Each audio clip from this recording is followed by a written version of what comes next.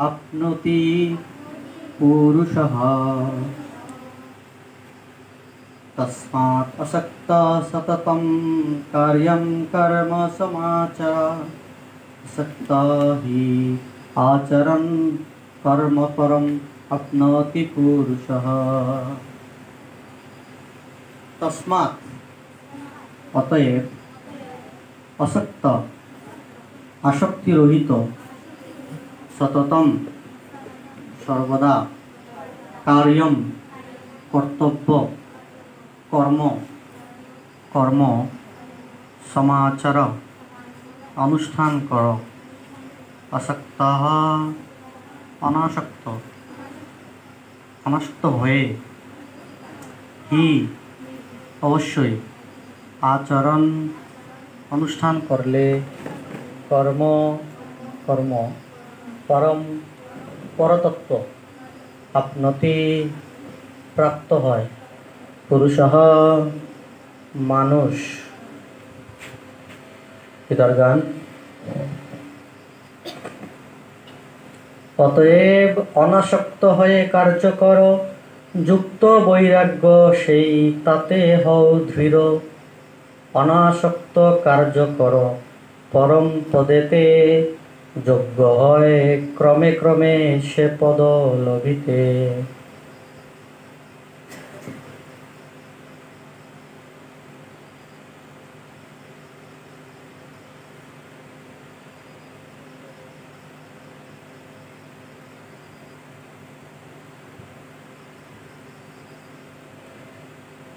অনুবাদ অতএব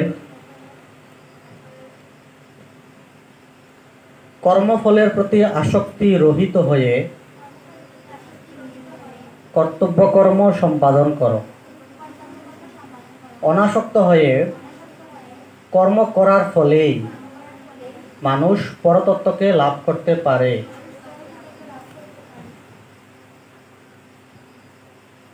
অতএব কর্মফলের প্রতি আসক্তি রহিত হয়ে কর্তব্য কর্ম সম্পাদন করো অনাসক্ত হয়ে কর্ম করার ফলেই মানুষ পরতত্ত্বকে লাভ করতে পারে। ঠিক আগের শ্লোক অর্থাৎ 18 নম্বর শ্লোকে ভগবান অর্জুনকে কি বলেছিলেন যে আত্মানন্দ অনুভবকারী ব্যক্তির এই জগতে ধর্ম অনুষ্ঠানের কোনো প্রয়োজন নেই। আত্মানন্দ অনুভবকারী ব্যক্তি কারা? যারা মূলত ভগবত ভাবনায় ভাবিত বা বিষ্ণু ভক্ত কৃষ্ণ ভক্ত যারা, তারাই হচ্ছেন আত্মানন্দ অনুভবকারী ব্যক্তি। তো এই ধরনের ব্যক্তির এই জগতে ধর্ম অনুষ্ঠানের কোনো প্রয়োজন নেই, অর্থাৎ ভক্তদের কৃষ্ণ ভক্ত হলে কোনো ধর্ম অনুষ্ঠানের প্রয়োজন নেই। তো বাঁচা গেল না, বাঁচা গেল না। কৃষ্ণ ভক্ত হলে ধর্ম অনুষ্ঠানের প্রয়োজন নেই। কোন ধরনের ধর্ম অনুষ্ঠানের প্রয়োজন নেই? জগতে কোন ধরনের কত রকমের ধর্ম অনুষ্ঠান আছে প্রচলিত? কি কি ধর্ম আছে আমাদের? কি কি ধর্ম আছে?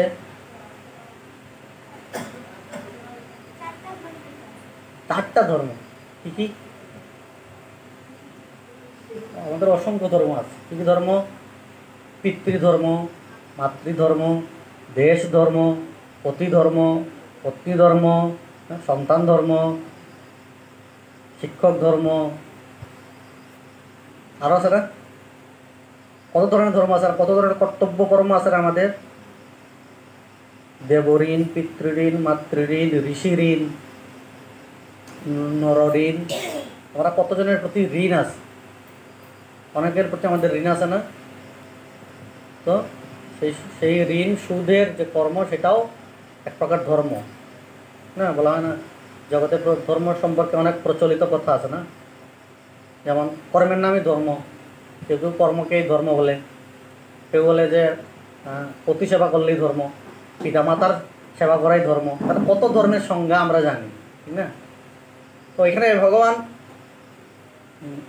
অর্জুনকে কি বলছেন যে যদি আত্মানন্দ অনুভবকারী ব্যক্তি হয় তাহলে এই জগতে ধর্ম অনুষ্ঠানের কোনো প্রয়োজন নেই। অর্থাৎ এই ধরনের কৃষ্ণভক্ত হলে এই ধরনের ধর্ম অনুষ্ঠানের প্রয়োজন নেই। কিন্তু তারপরে কি বলা হচ্ছে? এবং এই প্রকার কর্ম না করারও কোনো কারণ নেই। প্রথমে বলা হলো যে এই ধরনের তথাকথিত ধর্ম অনুষ্ঠান করা, আপাত ধর্ম অনুষ্ঠান করার কোনো প্রয়োজন নেই। তার মানে কি? তার মানে তো সব কিছু থেকে মুক্ত হয়ে আমরা সন্ন্যাসী, মানে সব কিছু থেকে ঘর বাড়ি ছেড়ে, সকল দায়িত্ব কর্তব্যকর্ম ছেড়ে আমরা কি শুধু সারাদিন বসে বসে ধ্যান করব, তাই না? এমনই তো বোঝায়। অর্জুনেরও এরকম মনে হয়েছিল, এই জন্য অর্জুন প্রশ্ন করেছিলেন। দ্বিতীয় অধ্যায়ে ভগবান যখন বলেছিলেন অর্জুনকে যে কর্মের থেকে জ্ঞানযুগ শ্রেষ্ঠ, অর্জুন ভাবছিলেন যে জ্ঞানযুগ যদি শ্রেষ্ঠ হয় তাহলে তো কর্মের থেকে যদি জ্ঞান শ্রেষ্ঠ হয় তাহলে তো কর্ম ত্যাগ করাই ভালো না। তো এই প্রশ্নের উত্তরে ভগবান এই তৃতীয় অধ্যায় কর্মযোগ আলোচনা করছেন যে ভক্তরা আসলে কি ধরনের কর্ম করে, কিভাবে কর্ম করা উচিত, এই জগৎ সংসারে কিভাবে কর্ম করা উচিত। তো আগের শ্লোকে বলা হচ্ছে যে এই ধরনের ধর্ম অনুষ্ঠান করার প্রয়োজন নেই, আবার না করারও কোনো কারণ নেই। ঠিক আছে? তাহলে ধর্ম অনুষ্ঠান করার প্রয়োজন নেই, আবার না করারও কারণ নেই। তাহলে কি অর্থ দাঁড়ালো? এটা কনফিউজিং না এটা? যে একবার ভগবান বলছেন যে কর্ম করার প্রয়োজন নেই, আবার বলছেন যে না করার প্রয়োজন নেই। তাইলে যদি করিও তাহলে কিভাবে সেই কর্ম করব, প্রশ্ন থেকে যায় না? তো এর উত্তর ভগবান এই শ্লোকে প্রদান করছেন। শ্লোকের অনুবাদ, এর তাৎপর্য বিশ্লেষণ করেছেন ইস্কন প্রতিষ্ঠাতা আচার্য কৃষ্ণকে পার্শ্ববর্তী ছিল অভয় চরণ অরবিন্দ ভক্তিবেদান্ত স্বামী শিল প্রভুপাদ কি জয়। নির্বিশেষবাদী জ্ঞানী মুক্তি চান, কিন্তু ভক্ত কেবল পরম পুরুষ ভগবানকে চান। তাই সদ্গুরুর তত্ত্বাবধানে যখন কেউ ভগবানের সেবা করেন তখন মানব জীবনের পরম উদ্দেশ্য সাধিত হয়।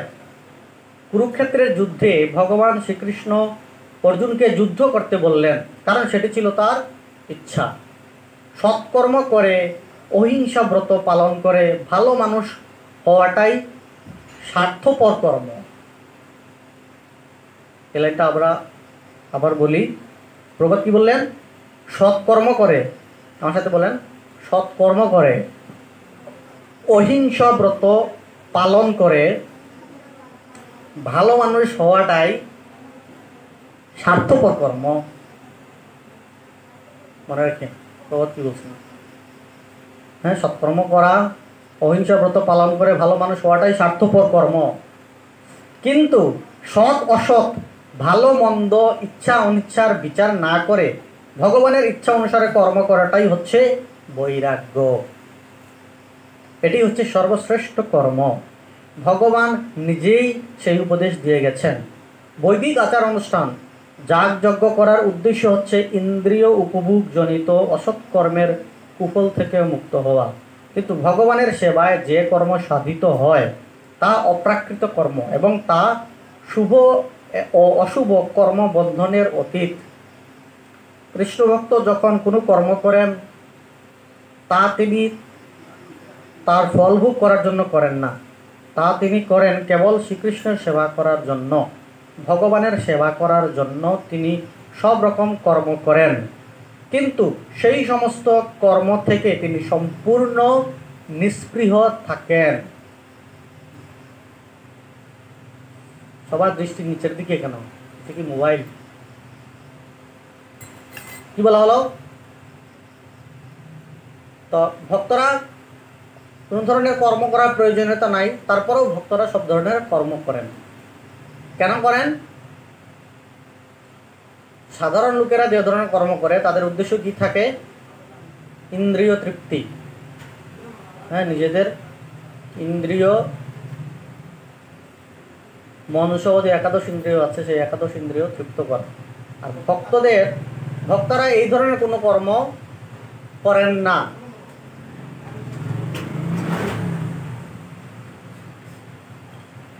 ইন্দ্রিয়ের বিষয় আছে কয়টা? ইন্দ্রিয়ের বিষয় আছে কয়টা? রূপ, রস, শব্দ, গন্ধ, স্পর্শ, এই পাঁচটি বিষয়ে আমাদের ইন্দ্রিয় সমূহ ভোগ করে। কিভাবে? রূপ মানে দর্শন করা, তারপরে রস স্বাদ আস্বাদন করা। রূপ দর্শন করে কি দিয়ে? চোখ। তারপরে রস কি দিয়ে? জিহ্বা, মুখ। শব্দ কান দিয়ে। তারপরে গন্ধ, গন্ধ কোন ইন্দ্রিয় দিয়ে? নাক দিয়ে। তারপরে স্পর্শ, স্পর্শ কোন ইন্দ্রিয় দিয়ে? ত্বক ইন্দ্রিয় দিয়ে। তো এই যে পাঁচটি বিষয়, এই পাঁচটি বিষয়ে এই জগতের সমস্ত ভোগের বিষয়বস্তু, আমরা যা কিছু করি না কেন এই সব কিছুই দেখা যাবে যে এই পাঁচটি বিষয়ের মধ্যেই সীমিত। কিভাবে? যেমন আমরা কি দেখি? সিনেমা দেখি, তাই না? টেলিভিশন দেখি, মুভি দেখি। কি জন্য দেখি? চোখের দেখার বস্তু, হ্যাঁ, দর্শনীয় বস্তু দেখলে চোখে ভালো লাগে, তাই না? কেন দেখি আমরা? দেখি কেন? আমরা সুন্দর সুন্দর মুভি, হ্যাঁ, টেলিভিশনের সামনে সারাদিন পরে থাকি কেন? দেখতে ভালো লাগে, তাই না? তাহলে কি হলো? এখান থেকে আমরা কি আস্বাদন করতেছি? রূপ। তারপরে হচ্ছে কি? রস। রস এই যে সারাদিন আমরা যা খাই কি জন্য? রস, রস আস্বাদন করার জন্য, তাই না? তারপরে কি আছে? রূপ, রস, শব্দ।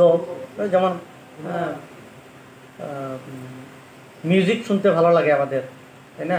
যেমন ভক্তদের কীর্তন শুনতে ভালো লাগে, তেমনি যারা জড়জাগতিক স্তরে রয়েছেন তাদের শুনতে ভালো লাগে, গান শুনতে ভালো লাগে। কারো বাউল শুনতে ভালো লাগে, কারো ব্যান্ড, কারো রক, বিভিন্ন ধরনের মিউজিক আছে না? তারপরে কি আছে? রূপরস, শব্দ, গন্ধ। অবশ্যই গন্ধ।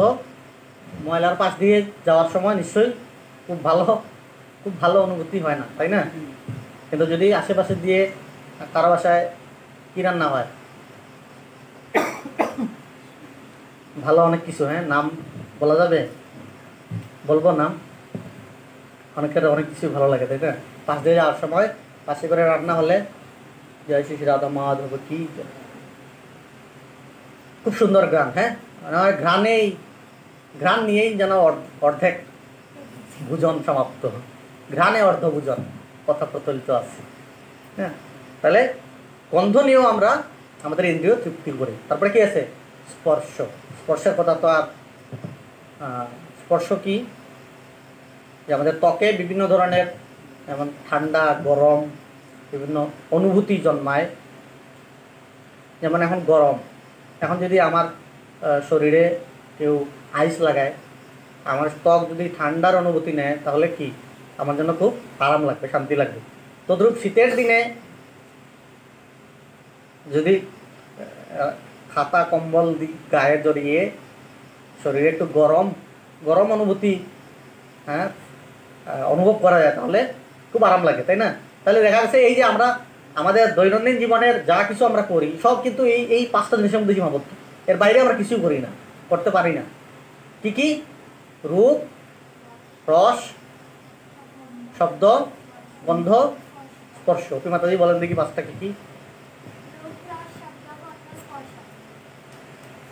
ও মাতাজি, কি কি পাঁচটা?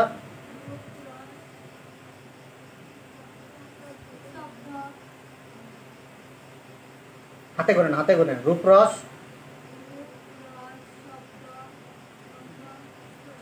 পাঁচটা। তারপরে শ্রাবণী মাতাজি? রূপ, রস, গন্ধ, শব্দ, স্পর্শ। পার্বণী বইতা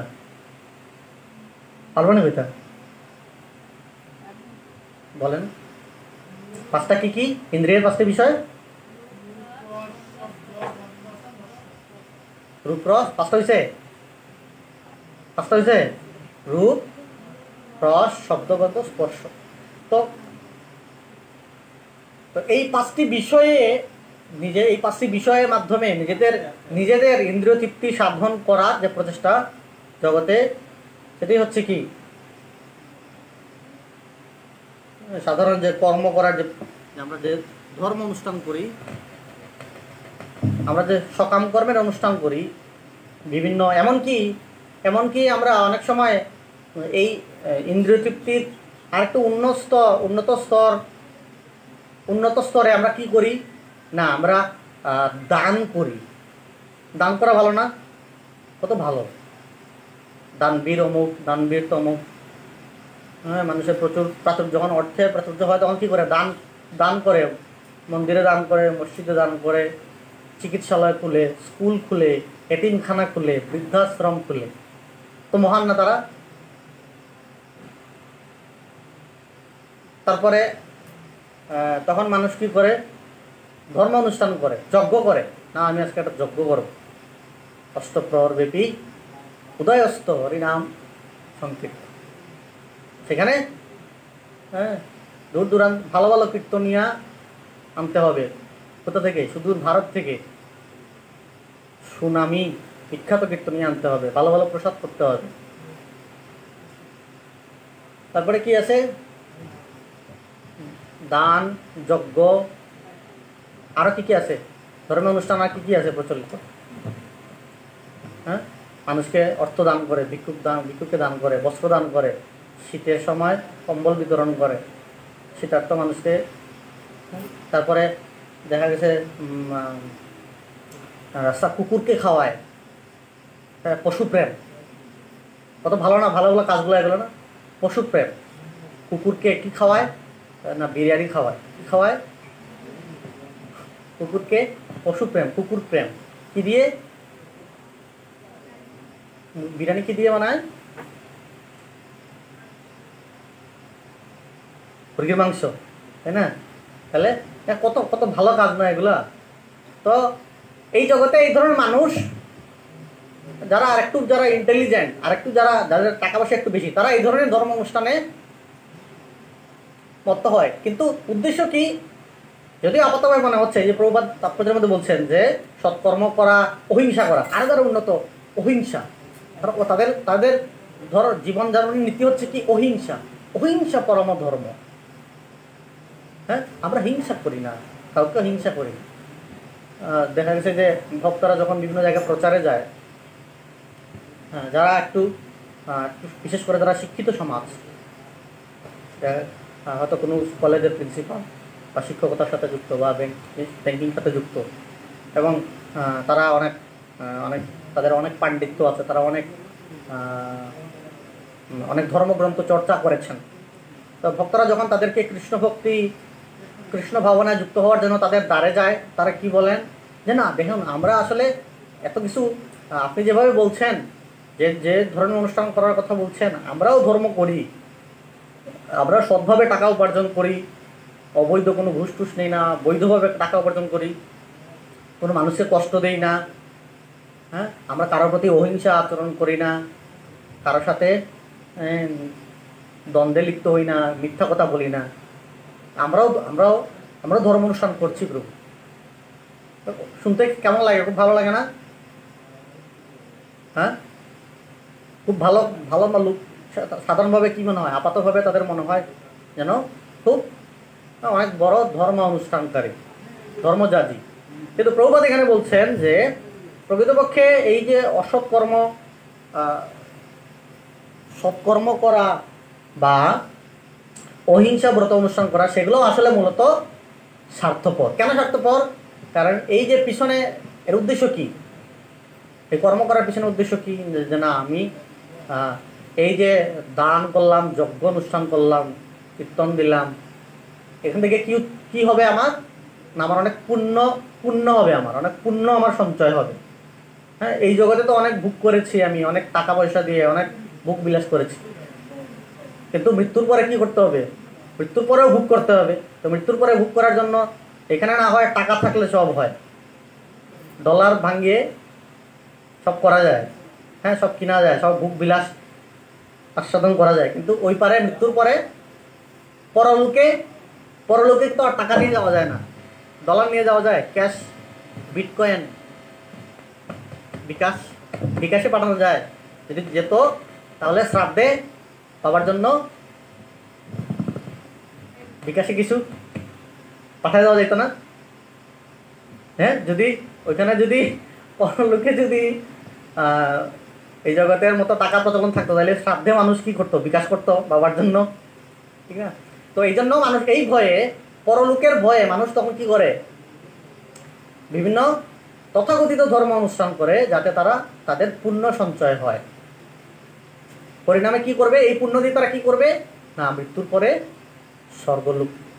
স্বর্গলোকে যাবে। স্বর্গলোকে সেখানে আরো উন্নততর দেহ লাভ করে আরো বেশি সুযোগ সুবিধা তারা ভোগ করবে। তাহলে পরিণামে কি হলো? ওই রূপরস, শব্দগন্ধ, স্পর্শ। এই জন্য প্রভুপাদ এখানে বলছেন যে এইসব তথাকথিত ধর্ম অনুষ্ঠানও আসলে স্বার্থপর, স্বার্থ আচরণ। তো প্রকৃত ধর্ম অনুষ্ঠান কি? যেমনটা এই প্রেক্ষাপটটা কুরুক্ষেত্রে অর্জুনের সাথে তুলনা করা যায়। যেমন অর্জুন মনে করেছিলেন যে যুদ্ধ করা হচ্ছে হিংসা করা, যুদ্ধ করা হিংসা করা। যেমন প্রচলিত আছে, যুদ্ধ চাই না শান্তি চাই। বাহ, কত সুন্দর ধর্মের কথা! হ্যাঁ, যুদ্ধ চাই না শান্তি চাই। কিন্তু কুরুক্ষেত্রের যুদ্ধে ভগবান কৃষ্ণকে কি বললেন? যে তুমি যুদ্ধ করো। উল্টা কথা। আমরা জানি ধর্মে আমাদেরকে শেখানো হচ্ছে, সমাজের লোকেরা বলছে ধর্ম চাই না, যুদ্ধ চাই না, শান্তি চাই। আর কুরুক্ষেত্রের যুদ্ধে আমরা থেকে শিক্ষা লাভ করছি যে না, এখানে অর্জুন বলছেন শান্তি চাই, শান্তি চাই, আর কৃষ্ণ বলছেন যুদ্ধ করো, যুদ্ধ করো। শিক্ষাটা কি উল্টা হয়ে গেল? না। কি জন্য বলছেন? যে কৃষ্ণ এখানে অর্জুনকে বলছেন যে তুমি এই যে নিজের ইন্দ্রিয় তৃপ্তির জন্য যে 5টি বিষয়, সেই 5টি বিষয় ভোগের জন্য কর্ম করার প্রয়োজন নেই। যেটি আমরা আগের শ্লোকে 18 নম্বর শ্লোকে আমরা সেখানে বলেছিলাম এর আগের দিন। আবার একই সাথে কৃষ্ণ এটাও বললেন যে কিন্তু তার মানে এমন নয় যে তুমি কর্তব্য কর্ম থেকে তুমি বিরত থাকবে, তুমি অলস হয়ে বসে থাকবে, তুমি নিষ্কর্ম মানে কর্মহীন হয়ে বসে থাকাও যাবে না। তাহলে কি করতে হবে? যে কর্মফলের প্রতি আসক্তি রহিত হয়ে কর্তব্য কর্ম সম্পাদন করো। কর্মফলের প্রতি আসক্তি কি? ওই যে আমরা যজ্ঞ করছি, দান করছি, কি জন্য? ফলটা কি? আমি ভোগ করব, ফলটা আমি ভোগ করব বা আমার পরিবার ভোগ করবে, তাই না? তো ফলের প্রতি আমার আসক্তি আছে। তো যখনই ফলের প্রতি আমার আসক্তি থাকবে, তখনই এই কর্মফল আমাকে বন্ধনে আবদ্ধ করে রাখবে। কর্ম করব, তার একটা প্রতিক্রিয়া হবে ভালো অথবা মন্দ, এবং সেটা ভোগ করতে হবে। তারপর আবার ভোগ করবো তো নতুন দেহ পেলে আবার নতুন কর্ম করব, ঠিক না? তাহলে এই যে বন্ধন, এই বন্ধনগ্রস্ত না হওয়ার জন্য কৃষ্ণ অর্জুনকে কি বলেছেন? যে তোমার কর্মফলের প্রতি আসক্ত হয়ে কর্ম করা যাবে না। তাহলে কি করতে হবে? কর্মের প্রতি অনাসক্ত হতে হবে। কর্মের প্রতি অনাসক্ত মানে কর্ম করতে হবে নাকি করতে হবে না, কোনটা? হ্যাঁ, পড়াশোনা করতে হবে কি হবে না? কর্মের প্রতি অনাসক্ত, তার মানে কর্তব্য কর্ম সম্পাদন করার কথা কিন্তু কৃষ্ণ অর্জুনকে বলেছেন। আমরা আমাদের সামাজিক দায় দায়িত্ব যেগুলো আছে সেগুলো পালন করব, কিন্তু তার পরিণাম, তার ফলের প্রতি আমাদের আসক্ত হওয়া যাবে না। তাহলে কিভাবে সেটা করা যায়?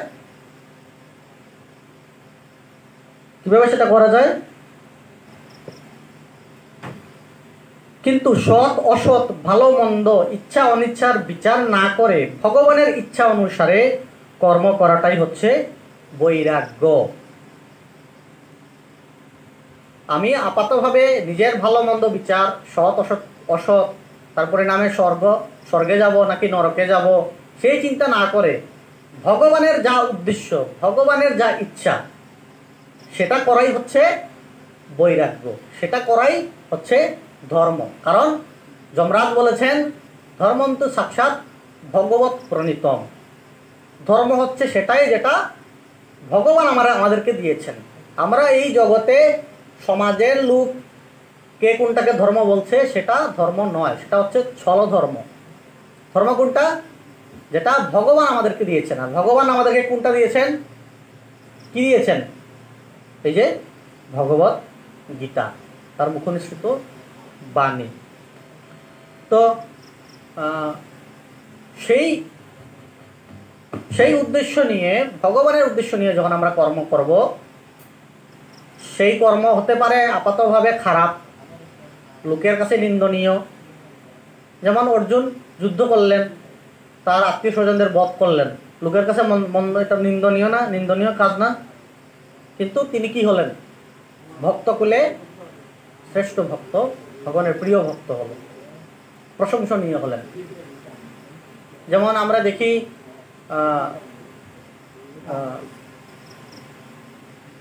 যে ভীষ্মদেবের মাতাকে ছিলেন গঙ্গা দেবী। হ্যাঁ, গঙ্গা দেবী, ভীষ্মদেবের আগে আরো কয়টি সন্তান হয়েছিল? ভীষ্মদেবের আরো কয়জন ভাই জন্ম নিয়েছিলেন গঙ্গা দেবীর কুলে? কতজন জানা আছে? অষ্টবসু। এটার পিছনে লীলা আছে যে অষ্টবসু তারা অপরাধ করেছিলেন, সেই অপরাধে তাদের এই নরলোকে জন্মগ্রহণ করতে হয়েছিল, অভিশাপের ফলে নরলোকে জন্মগ্রহণ করতে হয়েছিল। তো অষ্টবসুর মধ্যে সবচেয়ে জঘন্য অপরাধ করেছিলেন এই ভীষ্মদেব, আগে অষ্টবসু থাকা অবস্থায়। তো বাকি 7 জন তারা সেই অপরাধের ক্ষমা চাইলেও এই ভীষ্মদেব অপরাধের ক্ষমা চাননি। সেই জন্য বাকি 7 জনের অভিশাপ কিছুটা কমিয়ে দেওয়া হয়েছিল, যে ঠিক আছে তোমাদের নরলোকে যেতে হবে, জন্মগ্রহণ করতে হবে, কিন্তু তোমরা জন্ম নেওয়ার সাথে সাথেই আবার ফিরে আসবে। কিন্তু এই ভীষ্মদেব যেহেতু ওনার অপরাধ জঘন্য, সেই জন্য ওনাকে এই নরলোকে থাকতে হবে। নরলোকে থাকাটা তার জন্য কি? ভীষ্মদেবের জন্য কি? নরলোকে থাকাটা ভীষ্মদেবের জন্য কি ছিল? অভিশাপ না? হ্যাঁ, অভিশাপ। তো এদিকে কি হলো, এই কথা রক্ষার জন্য গঙ্গা দেবী বাকি 7 জন পুত্রকে জন্মগ্রহণ করার সাথে সাথেই গঙ্গা জলে ভাসিয়ে দিলেন। এখন সাধারণ মানুষ, এই জগতের মানুষ কি চিন্তা করছে? হায় হায় হায়, গঙ্গা এমন একজন মা, এত নিষ্ঠুর একজন মা, যে তার 7টি পুত্রকে জন্মের সাথে সাথে ভাসিয়ে দিল, হত্যা, মানে প্রায় হত্যা করলো বলা যায়, তাই না? তো জগতের বিচার কি? জগতের বিচার কি? নিষ্ঠুর, নির্মম আচরণ, কঠিন আচরণ। কিন্তু আমরা যখন আধ্যাত্মিক দৃষ্টিতে, পারলৌকিক দৃষ্টিতে যখন আমরা এটা বিচার করি, তখন দেখা গেল যে না, আসলে ভীষ্মদেবকে গঙ্গা জলে না ভাসিয়ে দিয়ে বরঞ্চ তার প্রতি আচরণ করা হয়েছে। তো যখন আমরা ভগবত উদ্দেশ্যে কর্ম করব, তখন সেটা এই জগতের লোকের কাছে ভালো হতে পারে, মন্দও হতে পারে, তাতে কিছু যায় সে না। এবং এই ধরনের কর্মতে আমরা কর্মবন্ধন থেকেও মুক্ত হতে পারব। তখন আমাদের, যেহেতু আমি সেই ফলের প্রতি আসক্ত নই, তখন সেই কর্মফলও আমাকে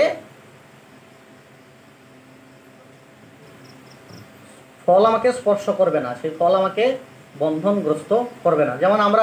যেমন এই যে বললাম যে রূপ, রস, শব্দ, গন্ধ, স্পর্শ, এই 5টি বিষয় সবচেয়ে বেশি কে উপভোগ করতে পারে এই জগতে? যার সবচেয়ে বেশি প্রাচুর্য আছে, ধন সম্পদ আছে, যার টাকা বেশি। যেমন এই জগতের যারা মিলিয়নারি, বিলিয়নারি আছে, তারাই তো এই সবচেয়ে বেশি ভোগ করতে পারে, তাই না?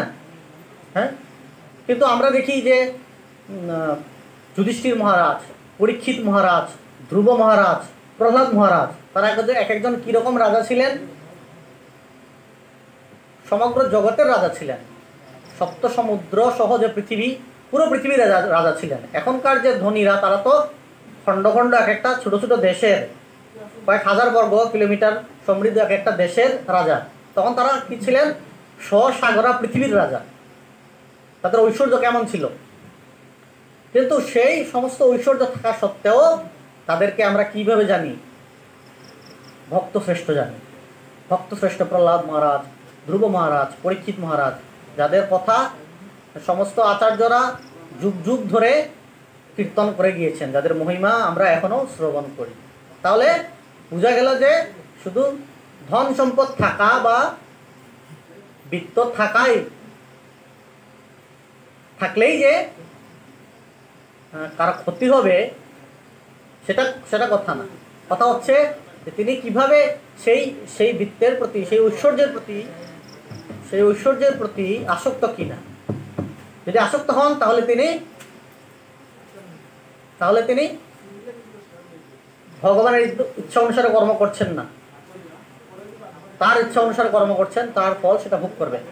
আর পরীক্ষিত মহারাজ, যুধিষ্ঠির মহারাজের মতো রাজারা যে ধন ঐশ্বর্য ভগবানের ইচ্ছা অনুসারে ব্যবহার করছেন, তাদের গতি কি হয়েছিল আমরা জানি না। তো এখানেই আজকের শ্লোকের আলোচনা রাখছি। এবারে আমরা শ্রী শ্রী রাধা মাধবের ঝুলন যাত্রা নিয়ে কিছু বলার প্রয়াস করব।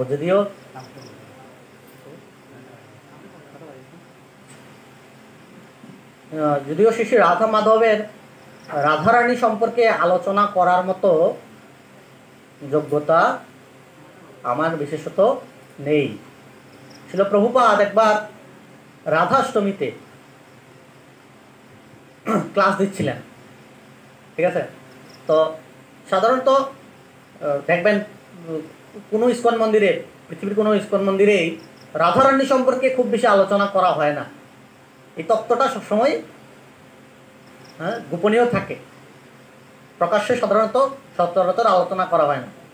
কিন্তু যেভাবে আমরা ওই লীলা কীর্তনে যেভাবে প্রকাশ্যে রাধা কৃষ্ণের মিলন মেলা, বিরহ, বিভিন্ন কত সুন্দর সুন্দর কীর্তন শুনি, আর অধুরে তাদের কান্না দেখি, কিন্তু দেখবেন ইস্কন মন্দিরগুলোতে রাধারানী সম্পর্কে এমন আলোচনা হয় না। কারণ রাধারানী তত্ত্বটা বুঝার জন্য, রাধারানী এবং কৃষ্ণের সম্পর্ক বুঝার জন্য যোগ্যতার প্রয়োজন আছে।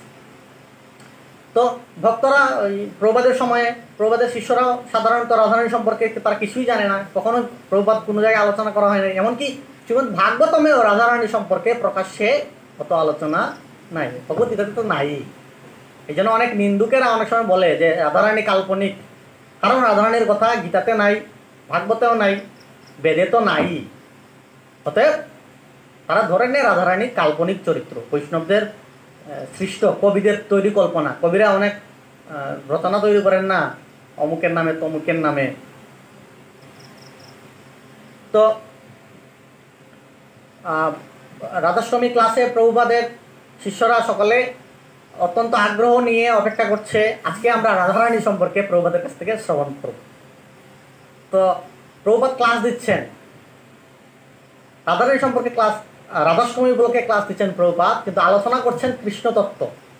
কৃষ্ণ কি, কৃষ্ণ কে, কৃষ্ণের পরমেশ্বরত্ব, কৃষ্ণের ভগবত্তা নিয়ে প্রভুপাদ ক্লাস দিচ্ছে।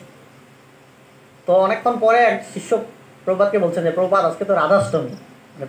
শিষ্যের হয়তো মনে হচ্ছিল যে প্রভুপাদ হয়তো ভুলে যেতেও পারেন যে আজকে কৃষ্ণের জন্মাষ্টমী, রাধাষ্টমী। তো প্রভুপাদ তখন কি বললেন যে who the hell are you, তুমি কে? রাধারানী সম্পর্কে শোনার যোগ্যতা কি তোমার আছে? রাধারানী সম্পর্কে আলোচনা কারা করেছেন? আমরা যখন রাধা মাধবের লীলা শুনি, রাসলীলা শুনতে মানুষের কত আগ্রহ, কিন্তু এই রাসলীলার আলোচনা, রাসলীলার প্রবক্তা, রাসলীলার শ্রোতা, এই বিষয়ে কারা আলোচনা করেন? বৈদিক শাস্ত্রে আমরা কাদেরকে দেখতে পাই? ভাগবতমে আলোচনা করছেন কে? রাসলীলা। ভাগবতমের আলোচক কে, বক্তা কে? সুখদেব গোস্বামী। আর শ্রোতাকে পরীক্ষিত মহারাজ। সুখদেব গোস্বামীকে নৈষ্ঠিক ব্রহ্মচারী, 16 বছর মাতৃগর্ভে থাকার পরে বের হয়ে সংসার জীবনে প্রবেশ করবেন না বিধায় এক দৌড় দিয়ে গৃহ ত্যাগ করেছে, সন্ন্যাসী, মুক্ত পুরুষ।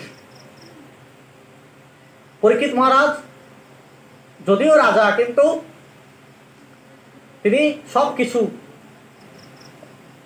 সব কিছু ত্যাগ করে, তিনি রাজ্য সুখ ত্যাগ করে তিনি ভক্তের শরণ গ্রহণ করেছেন অন্তিম সময়ে। তো তারপরে কে আছে? রাধারানী সম্পর্কে আলোচনা শিব করছেন, দেবাদিদেব শিব, যার যার ত্রিভুবনের ঐশ্বর্য থাকা সত্ত্বেও কোথায় বাস করেন? শ্মশানে। কি মাখেন? Body spray. কি? ছাই। হ্যাঁ, অস্থি মজ্জার ছাই, বডি স্প্রে। হ্যাঁ, তারপরে আর কে আলোচনা করেন? নারদ মুনি। নারদ মুনি কতটা বিবাহ করেছিলেন শোনা যায় না? নারদ মুনি সন্ন্যাসী, এবং এই যে বড় বড় আমরা যত বিখ্যাত ভক্ত শ্রেষ্ঠদের কথা শুনি, তারা সবাই নারদ মুনির শিষ্য। ধ্রুব মহারাজ, প্রহ্লাদ মহারাজ, সবাই ব্যাসদেব নারদ মুনির শিষ্য। অতএব নারদ মুনি হচ্ছেন এইসব যে মুক্ত পুরুষ তাদেরও গুরুদেব নারদ মুনি। তারপরে ব্রহ্মা, তো ব্রহ্মা, নারদ, ব্যাসদেব, শুকদেব, পরীক্ষিত মহারাজের মতো মুক্ত পুরুষেরাই রাধারানীর মতো রাধারানী তত্ত্ব নিয়ে আলোচনা করেন, যারা এই জড়জগতের বাসনা থেকে মুক্ত হয়েছেন। আর এই জগতে যারা জড় বিষয়ের প্রতি অত্যন্ত আসক্ত, তারাই কিনা সেই রাধারানী নিয়ে প্রশ্ন করেন। ব্যাপারটা কেমন?